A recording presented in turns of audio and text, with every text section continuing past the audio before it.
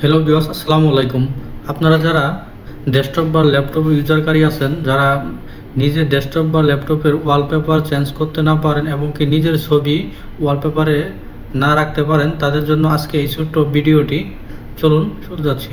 প্রথমে আপনি মাউসের রাইট বাটন ক্লিক করবেন, তো পার্সোনালাইজে ক্লিক করবেন। এইখান থেকে দেখেন এই যে ব্যাকগ্রাউন্ড আছে, ব্যাকগ্রাউন্ড থেকে আপনি এখানে ক্লিক করতে পারেন। এইখান থেকে দেখেন এটা আমার ডিসপ্লেতে ব্যাকগ্রাউন্ড হিসেবে আছে, আমি যদি চাই অন্যটা দিয়ে দেবো। এখানে ক্লিক করলে দেখেন এটা হয়ে যাবে। একটু সময় নিতে দেখেন এটা হয়ে গেছে অলরেডি, এটা হয়ে গেছে। দেখেন এটা একটু মানে র্যাম কম, তো ওই জন্য একটু প্রবলেম করতেছে। এটা অলরেডি হয়ে গেছে।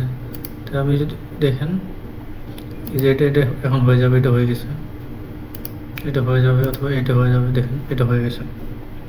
তো আমি এটা দেখেন এইখানে আমি টাইলও রাখতে পারি। দেখেন টাইলে রাখলে কেমন হয়, দেখেন ফিটে রাখলে কেমন হয়, ফিটে রাখলে কেমন হয়। দেখেন আপনি এখানে নিজের মতো করে নিতে পারবেন। দেখেন আমি এই ফিলে রাখতেছি, আপনি দেখে দেখে নিজের মতো করে নিতে পারবেন। আপনি যদি চান আপনি নিজস্ব ছবি দিন, তাহলে ব্রাউজে ক্লিক করবেন।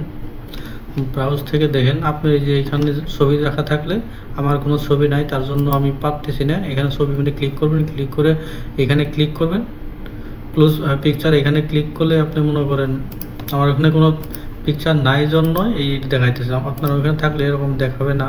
এখানে ক্লিক করলে আপনি এখানে চলে আসবে। এখানে চলে আসলেই আপনি দেখবেন এখানে আসবে, এখান থেকে ক্লিক করে আপনি দিবেন, তাহলে আপনার ওয়ালপেপার বা ব্যাকগ্রাউন্ড চলে আসবে, ব্যাকগ্রাউন্ডে চলে আসবে আপনার। আজকের মতো এখানে শেষ করলাম। পরবর্তী টিউটোরিয়ালের জন্য আপনাকে আমন্ত্রণ।